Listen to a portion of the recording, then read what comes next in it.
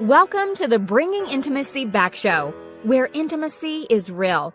On this show, we believe that intimately connecting with yourself, your significant other, children, family, friends, business networks, community, and your higher power can elevate your life to work towards a positive future. Thus, we explore intimate topics, inspiring life stories, spiritually and insightful tips on strengthening relationships.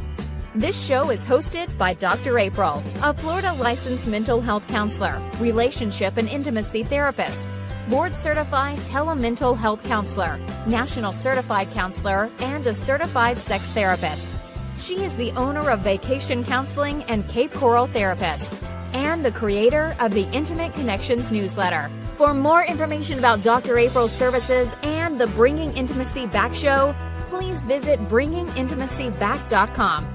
Check out past shows on Apple iTunes, Spotify, YouTube, or wherever you listen to your podcast. Now, let's get this episode of the Bringing Intimacy Back show started, because we share with you the secret power to intimacy to create a life you love, or love the life you create. Now, here's your host, Dr. April. Welcome to the Bringing Intimacy Back show, where intimacy is real. Well, I hope all you guys out there are doing okay today. And I thank you guys for listening or for tuning in to this show today.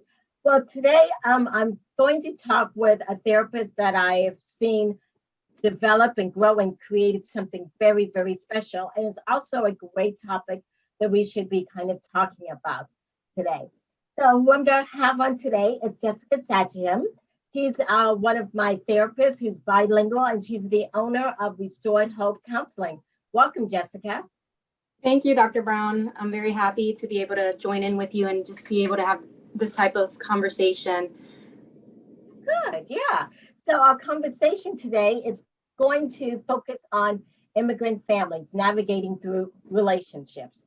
So as we all must know that, in this time, this year of 2020, navigating through relationships and how the world is going is been very different and complicated and that kind of stuff. And so I want to tell you a little bit about Jessica, because Jessica's going to tell us about her experience, and she's going to help us talk about immigration and how that is affecting with families and stuff. But Jessica, she's coming to, I met Jessica back, and I think how long was it ago, Jessica? It was back in, I believe it was 2014. Yeah, 2014. Yes. And so Jessica has a passion, of course, for counseling. She actually came back from what was it, a law degree that you were thinking of doing? Am I correct? Correct. Yes. Yes.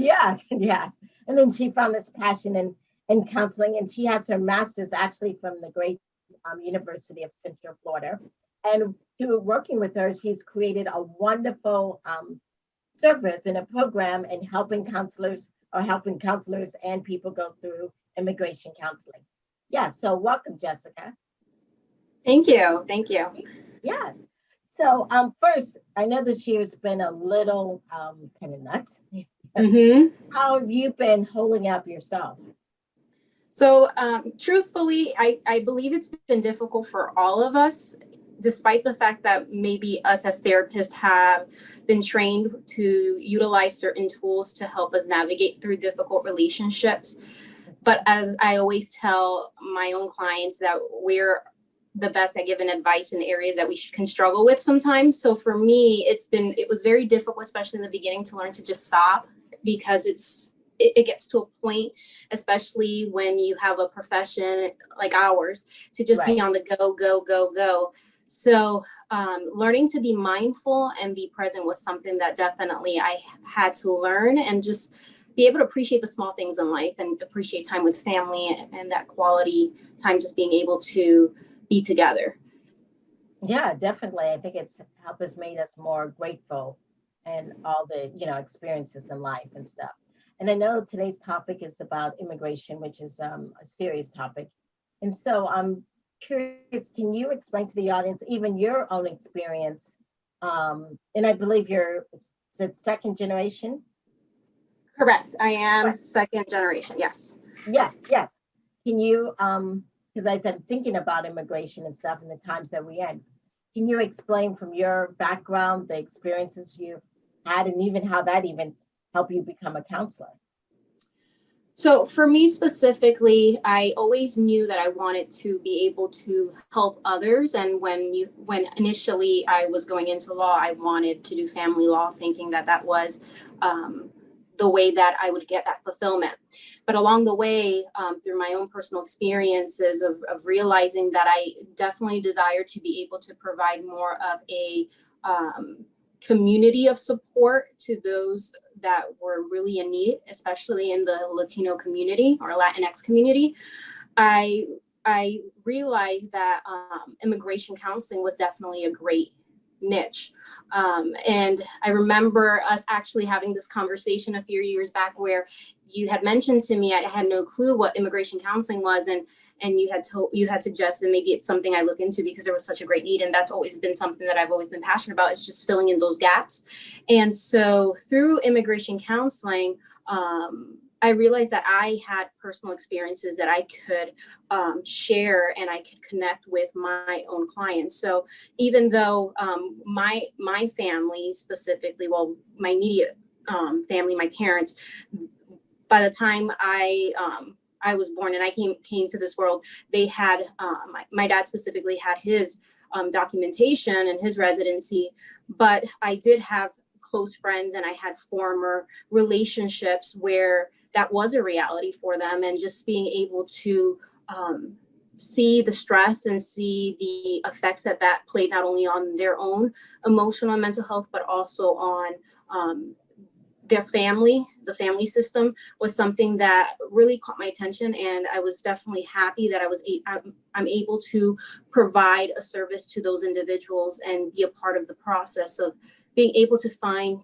and feel some sort of hope after navigating through this uncertainty for so many years.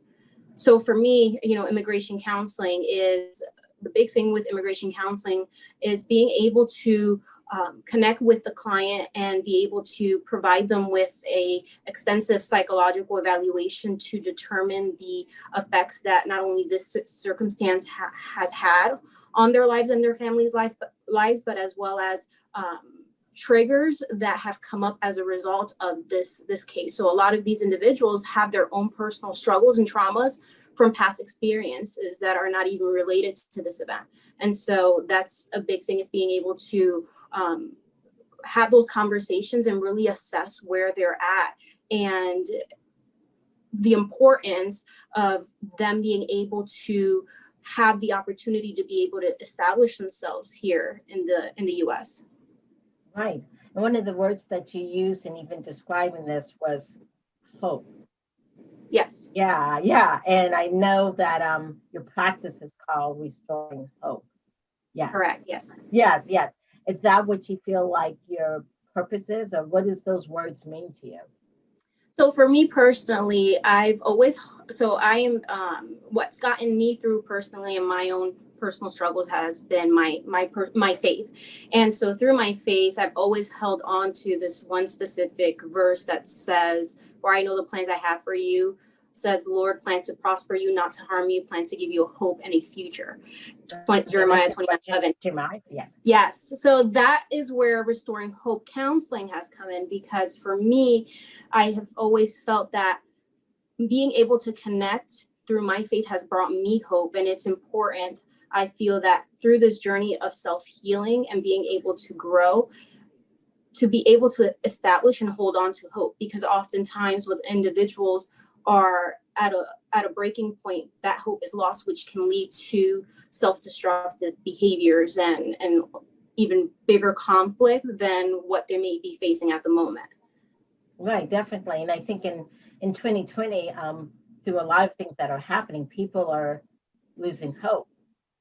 You know what I'm saying? Between, yes. The virus and all the political stuff. And then I'm thinking, if you're an immigrant, that's even harder for you. Yes. Yeah, the fears.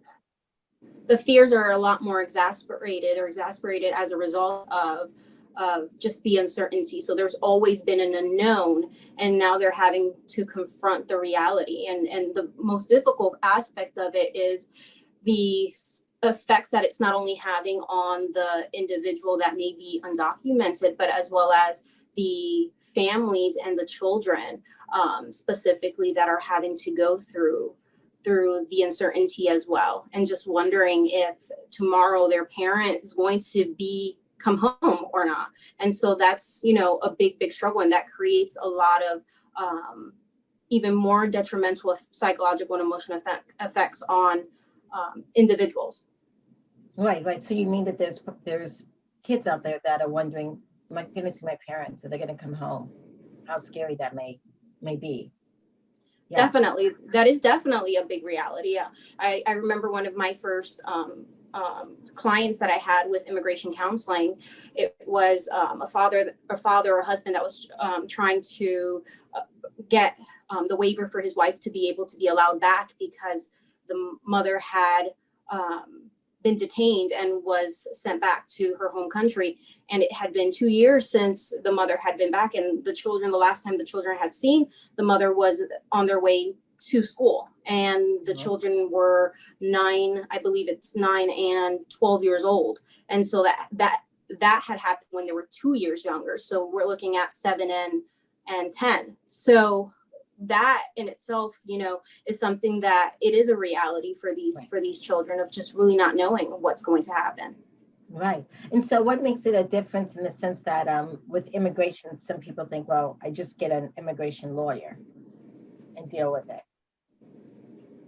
What would cause someone to think about getting a therapist also in this sense? Okay, so usually when it comes to psychological evaluations for therapy, at some point, the attorneys actually have been educated to realize the impact that an individual's emotional and mental health can have. So oftentimes, the way I connect with other individuals or clients is through attorney referral base. And so the attorney will realize that there's something in their background that has been traumatic, or they are experiencing some severe emotional distress at the moment, and they recommend a psychological evaluation to be able to provide further support towards their case. And so what I tell individuals when they call in is that this is an opportunity for them to be able to not just be another case number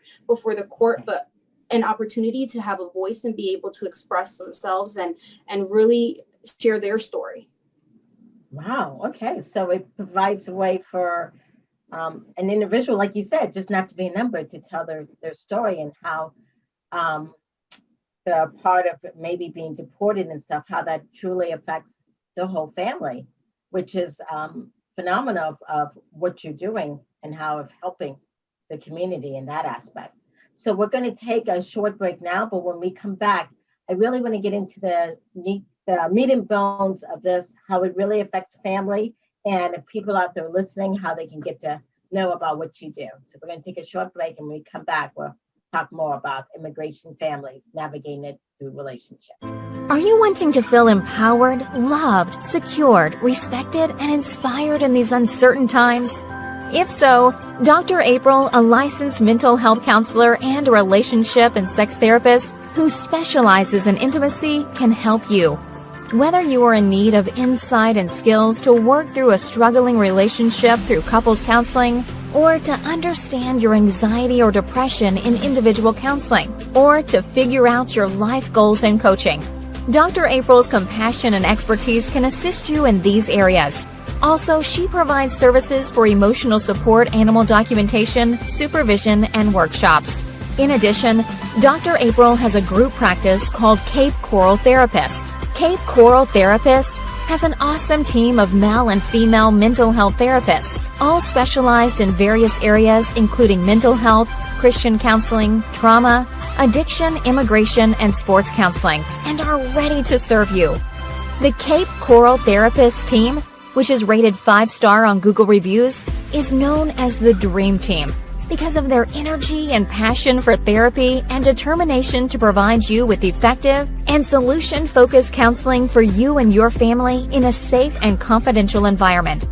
For more information on how you can schedule an appointment in person or virtually with Dr. April or any of the therapists at Cape Coral Therapist, please call 239-565-6921. And you are welcome to visit Dr. April's website, www.draprilbrown.com and www.capecoraltherapist.com. You can follow Dr. April on LinkedIn at Dr. April Brown. You can follow Cape Coral Therapist on Facebook at Cape Coral Therapy.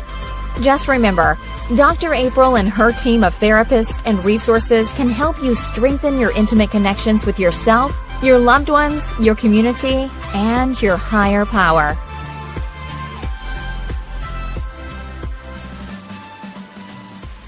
Okay, welcome back to the Bringing Intimacy show, where intimacy is real. And today we're talking about immigrant families and navigating through those relationships with Jessica. And she's one of our bilingual counselors, and she is the owner of Restored Hope Counseling. And so, Jessica, what are some of the social factors in dealing with individuals with that are dealing with the immigration and how it affects family? So when we look at social factors of immigrant families, there are a lot of different components that play a role, and depending on which family member we may be referring to. But summarizing, the biggest factors that I've come across has been, number one, there's definitely a financial struggle, because typically due to lack of legal documentation, it's very difficult, and it has become even more difficult to be able to find employment and to find jobs. So there's usually either one parent in the household that's working, or the adult children or teen children that are having to support and maintain the family, which can create other difficulties and obstacles, especially if the children are trying to finish up their high school education. And so that is where a lot of the increase in dropout rates also occur. And that creates a lot of stress and anxiety and depression in children of immigrant families.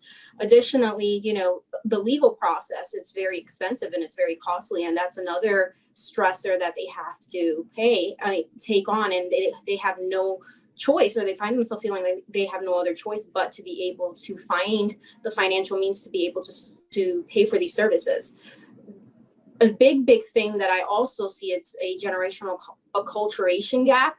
And so what that is that you're dealing with traditional families that going back into having to support families. So you have the traditional view of the children take care of their parents, but yet at the same time, you have children that also have recognized that there's a world of opportunity here in Western culture, and find themselves feeling a lot of guilt and a lot of shame because they want to be able to branch out and follow their own dreams, but they feel that there is a commitment to their family. So those social or those traditional cultural values are still there of loyal family ties. So that is a big thing, is that guilt and shame is a big component. Then you find yourself having a lot of parentified children. So children that feel the need to have to become the caretakers of their household, or have no option, especially if their parental figure does not know the English language and need translation services. So we have children that are translating or being served as translators at the age of 9. So that's, also another social factor. It's having to deal with a society and a culture that they have to meet their needs, but at the same time, there's a difficulty in bridging that gap for certain services. And so the children become their tool to be able to help them navigate through these obstacles or these factors. You said a mouthful, yes. And so definitely, as I was thinking and working as a former school counselor, I used to have a lot of children, like you said, who parents could not read the English language, and sometimes would have to miss school just to go with their parent to some legal thing or whatever the case may be, and hear all this adult information and feeling frustrated in that aspect. And then also, like you said, also with the transition of, like, maybe sometimes I want to do this with my family or with my friends, but I'm supposed to be home taking care of my parents, and how to just navigate all that, because that's just sometimes, and especially if you feel like you're the only Hispanic person going through that, or Creole person, or whatever the case may be. Yeah, so it's a lot of loneliness in that. Yeah, And a lot of especially- isolation. yeah, and especially in 2020, where sometimes you're not even able to go to school because you're all um, inside. Does that make sense? Yeah, so and that brings up another factor is the pandemic also takes away for many individuals or children that opportunity to just be a young person, and not being able to have that because they're feeling stuck in their own home because of the pandemic is also a great challenge. Mm-hmm. Is there any, because some people may be listening saying, well, the child isn't able to be a child, that's fine. You know, you just grow up. Yeah. Is there any side effects of that? Definitely. That's where we start coming across a lot of individuals that find themselves escaping through other means. So a lot of substances, which is something that we see that's a big prominent thing in our society today. A lot of adolescents that I work with that are using unhealthy coping mechanisms to escape their problems.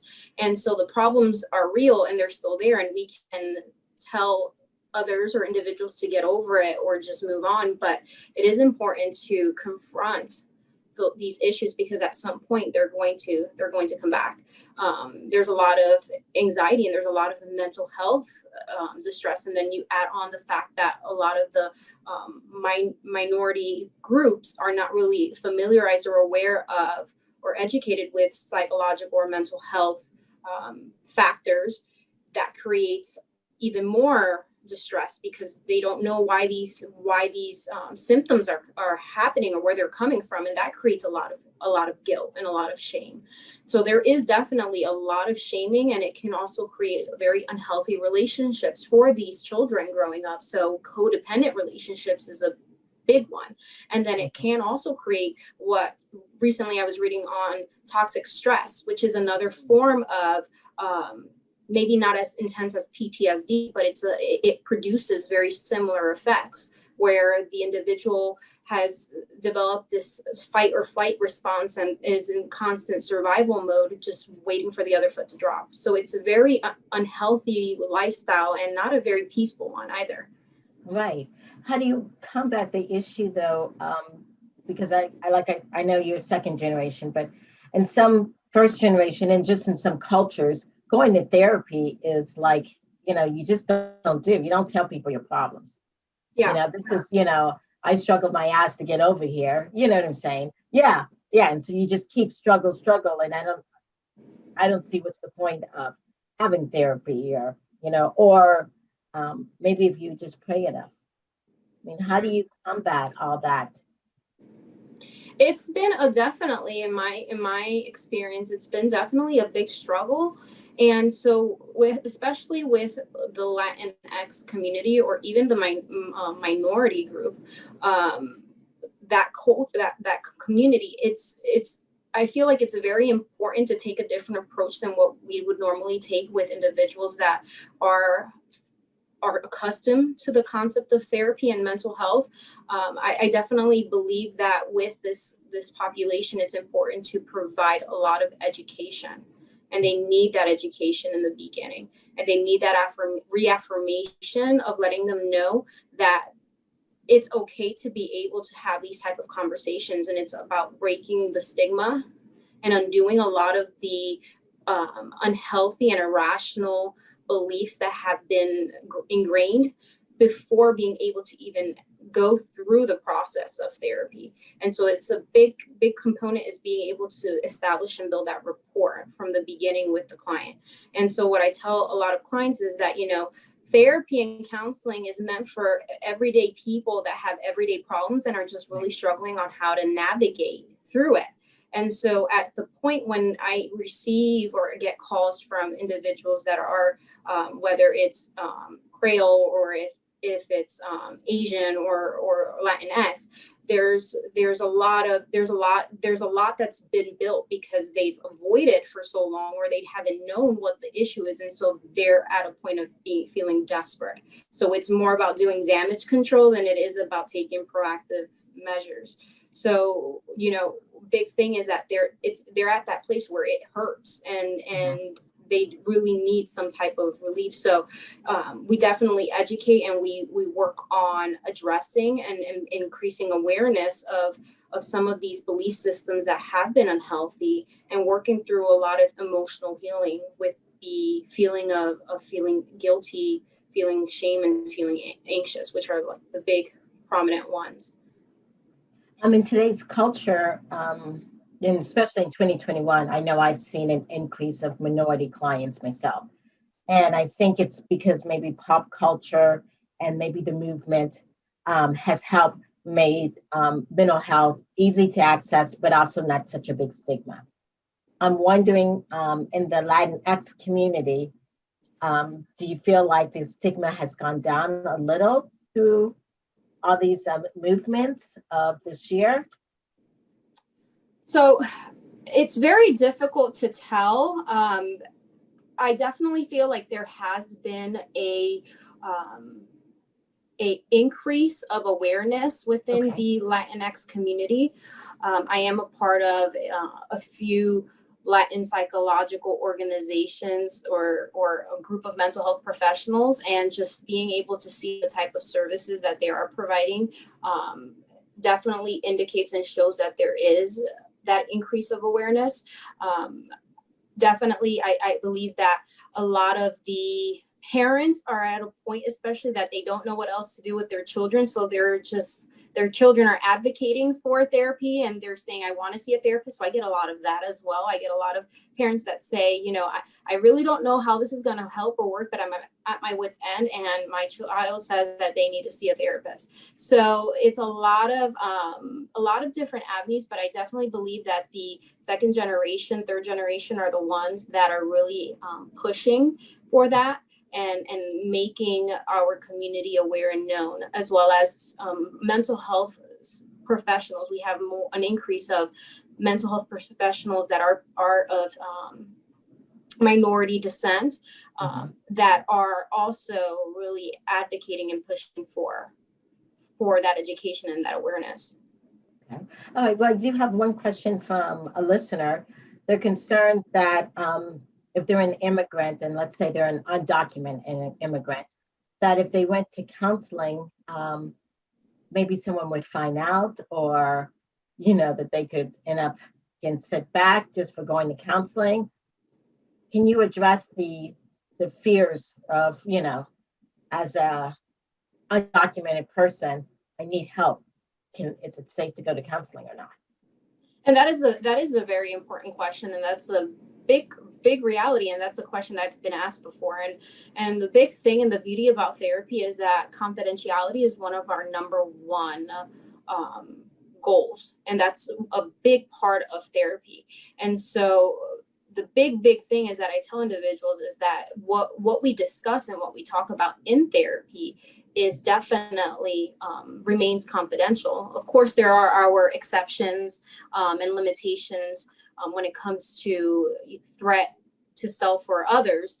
But outside of that, what we discuss is greatly protected. At least for me, that's one of the big reasons why I am not a big fan of working with insurance companies, is because I want to do my best to be able to protect my clients. And the moment that they feel that they come in through the door, they're feeling like this is a safe space and a safe environment to be able to talk about whatever it is that they need to discuss. Okay. And so I know that this topic today is also about navigating through relationships. And we were talking, about a person who is non-documented. Does that also impact in the sense of, maybe I'm in a relationship and I'm an immigrant, and the relationship, it's getting unhealthy in the sense of being abusive. Are there resources or anything that I can do, or I'm just like stuck? Yes, definitely. It's interesting because through this journey of learning the legal process of immigration and what steps can be taken to obtain legal status, there's actually what we consider a waiver for individuals that have been victims of domestic violence. So what we call a VAWA, vic- uh, or this is where the domestic violence comes in. So victims of domestic violence. And so through this waiver, people who, or individuals that qualify, are individuals that have been physically, emotionally, mentally abused by a spouse, in some way, shape, or form. And so big thing is recognizing that the support is there, just and recognizing that the abuse isn't okay. And there's also local women's shelters and abuse hotlines that we can all have access to, which they also support protection of everyone's rights. And a specific case that comes to mind is of a mom that actually qualified for it wasn't a VAWA, but it was what we call a U visa. So that was there was some type of crime against an individual in the family, and it happened to be her daughter, and it was out of sexual abuse, unfortunately. And so there was a fear there of fearing that she's not of legal status, and what's going to happen if I report what happened. And so despite that fear, she gathered the courage to do it, and she was actually protected. So the moment that the report was made, she was protected, and the process started for the residency. Okay. So what you're saying is there is protection out there for people who are living in really serious or maybe dangerous environments. It's just asking the right people.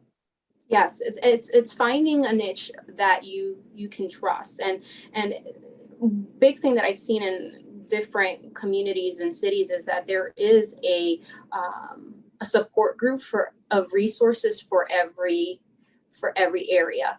And so it's a matter of just really doing your homework and doing your research and really connecting with those resources. So although there are stricter legislative acts out there, but there's still a big group that is willing, and they are willing to support immigrants and their families. Okay. And you just mentioned an important thing about trust. Yes, yes. Do you see that very hard for individuals who are immigrants? It's hard to trust. And Definitely. trust the system. Or Definitely, yeah. But it gets to a point where they exhaust options and resources, and once again, it's one of those areas when it's like, I have nothing else, I don't know what else to do, and these are the resources that I have to turn to, and these are my last options. So usually when individuals are at that point, it's when they've exhausted all possibilities. And one thing that we're really trying, and I'm trying to get the message that I'm trying to get across, is that it doesn't have to get to that point. And there are opportunities, there are resources, there are organizations that are able to provide immigrant families with that support. okay, okay. And so, like you said, it doesn't have to get to that big blow up, but there's support along the way. It's just finding that support in the community.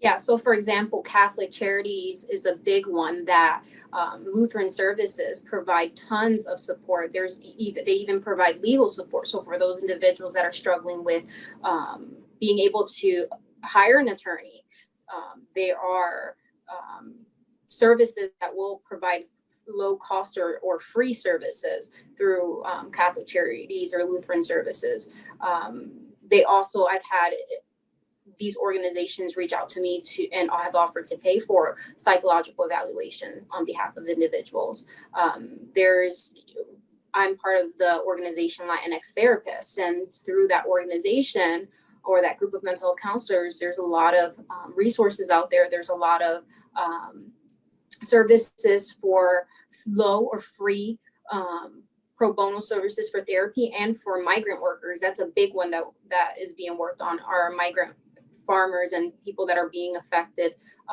through this pandemic. And they're really getting hit hard because these are the areas where they really depend on agriculture to be able to make a living.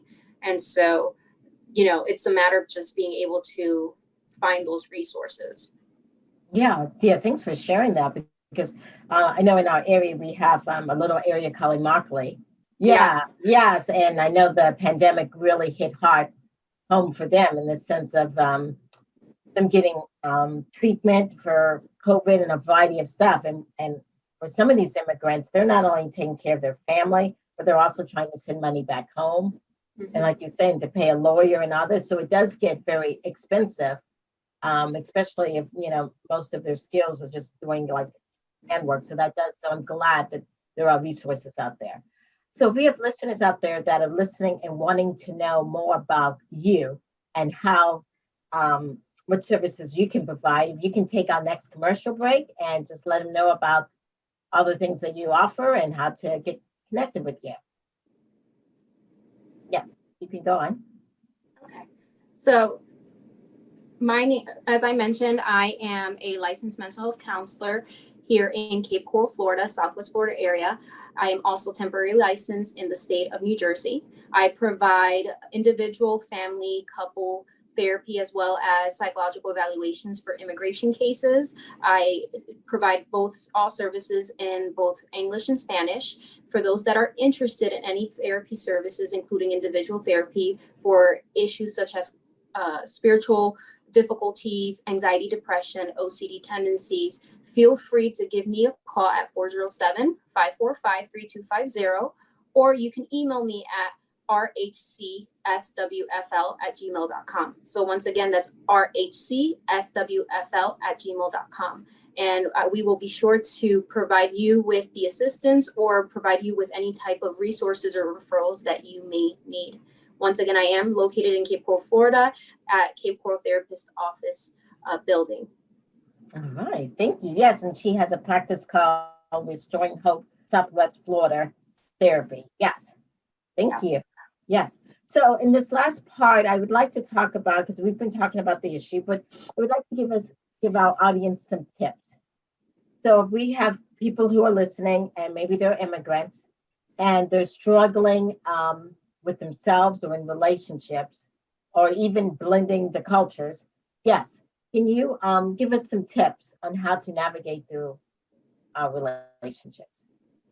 So big thing that I tell individuals, especially if they're not 100% about seeking therapy, is just self-education. It's a big one. So just being able to read on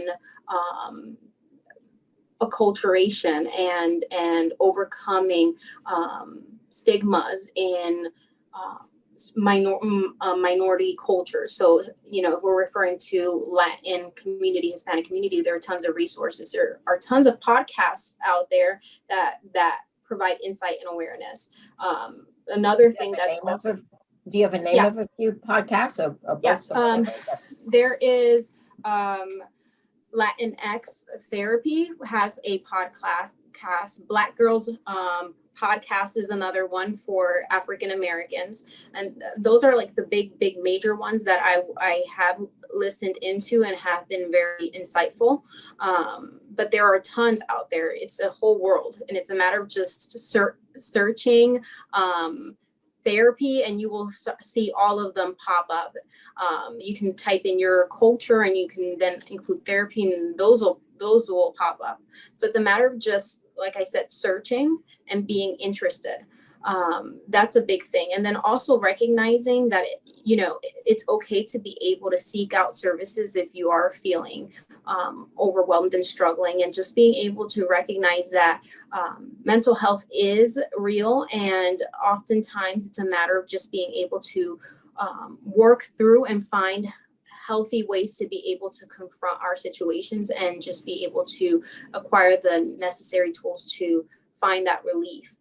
Specifically with relationships, what I often tell individuals is that it's important to recognize that when we're facing or they're facing difficulties, oftentimes we enter into this tug of war battle where we're both wanting to, or both partners are wanting to pull against that rope, and the stress is building and they keep pulling even harder, and it becomes, or it comes to a point where their other half becomes their enemy rather than fighting against the problem. They're fighting against themselves.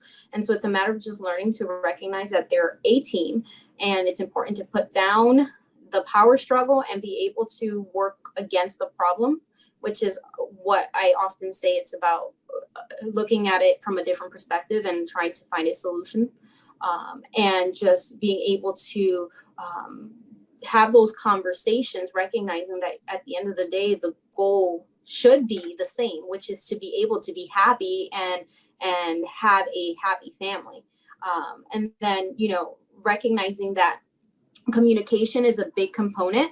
And so what I tell couples all the time is that prior to entering into the relationship, each person has their own story. And so they carry what they call, or what I call, their own imaginary filter that they filter and they perceive life through. So I don't know if this has ever happened to you where you're having a conversation with a loved one, and then all of a sudden it goes from a conversation to an argument about something totally different. Right. And so it's about like stopping and saying, okay, well, how did we even get to this? And it's because that imaginary filter is kicking in, and what we're trying to express is not being perceived in the way that it's in the way that we're saying it. And so it's a matter of learning how to take a moment to stop and take that time out and just really reflect, and then come back together and be able to have those clarifying questions to make sure that what we're receiving is actually what is being expressed to us. So oftentimes in relationships, the big thing that I've noticed is just a lot of miscommunication and really not knowing how to move forward from assuming.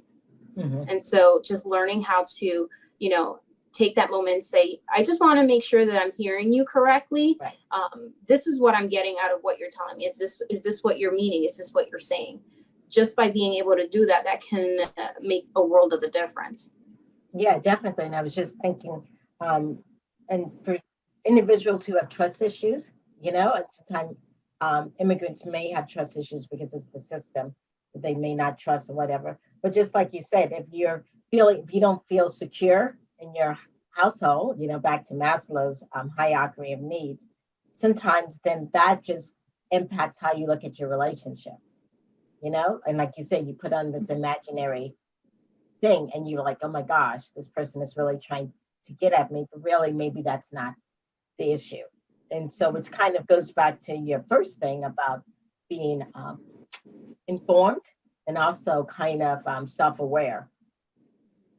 Definitely. That's a big component, is just recognizing that there may be things that are being triggered because of our own past, especially when you look at traditional immigrant or families that come from traditional households. There's a lot of beliefs that are ingrained from a young age, and that can carry over to them. And big thing that I've noticed is a lot of internalization and a lot of self-blame, and feeling like it's my fault, and recognizing that your partner may not be expressing that to you, and may just be saying, I just am really needing some support, and I'm really needing help, and their intention is not to shame you. And so, usually that fight or flight response will come in, and they feel the need to have to become defensive. But it's not about being defensive, but it's about recognizing this is my baggage, this is my issue, and it's something that I need to own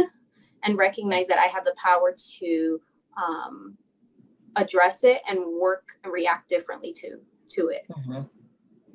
Yeah, and I was also thinking, because we're talking about cultures, and especially for individuals who are second generation here, in relationships, you're sometimes torn between, I see this is how things are done in America, but this is how I see it in my family. Which way do I go?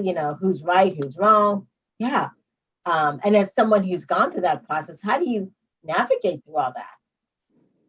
It's very difficult, yet at the same time, it does take a lot of courage, and it takes a lot of self-reflection. And so when I mean self-reflection, I mean really tapping in and asking yourself, okay, what are my core values? What are those things in my life that are important to me that I cannot compromise? Because if I compromise them, I'm losing a part of myself. So for example, if for you being able to have a career is something that is very important to you, and you feel that that's something that you're completely passionate about, it's maybe something that an individual cannot compromise, and it's about creating and learning how to create those boundaries with loved ones, and that's difficult. But at the same time, recognizing that loved ones, if they are healthy relationships, it means that at some point they're going to respect it, and they're going to love you through that, despite their reaction of being upset. And we don't like for individuals or people that we love to be upset with us, but it's about also learning to be okay with those type of reactions. And so I think that that's a big thing, especially when we're talking about family loyalty, and that being a big factor in many immigrant families. It's that those family ties is really struggling with saying, okay, well, I don't want my family member, my parent, my spouse to be upset at me, but yet at the same time, it also is important to be able to find that line of compromise. So any healthy relationship requires that compromise, essentially. Right, right. And you made a very valid point, and I could just see it because I've heard it where sometimes, like you said, you may really want to love your career and work. Maybe you're a mother, and your culture, you were told more to be at home or to have everything done, the kids, the cooking and all that. And it's hard to balance all that and not feel judged. Mm-hmm. You know what I'm saying? Yeah. And then what if some of your family members don't understand? Like your mom may not understand how you're going out.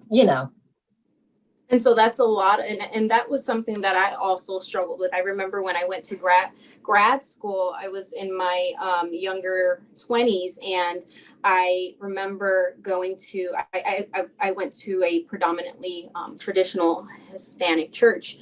And I remember some of the individuals or the members of the church asking me what I was doing in Orlando all alone.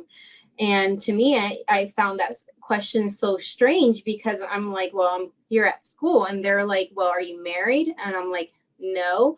And then their next question is, well, how did your parents let you leave the home, not being married and being in your younger 20s? And Right. it was offensive, but at the same time, it was mind blowing, because the reality is that for some individuals, that's what they believe, and that's Right. their value. It's being able to leave the home, or have their children leave the home once they've been married off. And especially being a female, that's another obstacle on top of that, especially with Latinx, within the Latinx culture. So just being able to, be able to know and recognize what your values are, and have a strong foundation in who you are is very important. And that's difficult, especially when you're trying to pull apart what is values that are yours and things that were just instilled in you. So that's why I definitely always tell individuals that it's always, therapy is always helpful in helping you guide through those puzzle pieces that we're trying to piece together or put together. Yeah, definitely. And even what you were just saying, figuring out who you are. And especially in this time and age, it's a lot of what we see on social media of how people are portrayed. Sometimes we look at that and we think, is that who I am? Mm-hmm. Yeah, yeah. Yeah, that is definitely big. It's just, I think definitely social media has played a big role in self-comparison and comparing ourselves to other, and placing that pressure on us, but also recognizing that every person is their own unique individual, and what works for some individuals isn't going to work for other people, because essentially we've been created very differently, to think differently, to feel differently, to view things differently. And so it's about embracing our individuality and being able to accept that. And I definitely feel that a big component of a lot of the stress that individuals face is just feeling that pressure, that societal pressure, the family pressure, and just learning to be okay with who they are and not trying to live their lives through other people or for other people, which is a big thing. So I definitely feel like, you know, even going back to issues that immigrant families may face, there is definitely an identity crisis.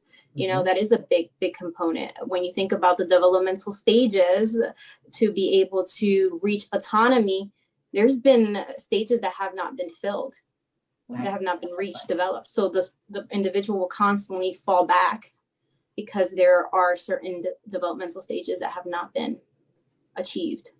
Right, definitely. Well, thank you, Jessica, so much for all the information you've provided us about immigration, navigating through relationship, and kind of like you said, just learning how to be aware of ourselves and figuring that out. And she's a great resource. If any of you guys are listening and you're like, well, I think I really want to get to know her, or I really want to talk with her and see how she can help me, you can reach her at area code 407-545-3250. She also has a wonderful website.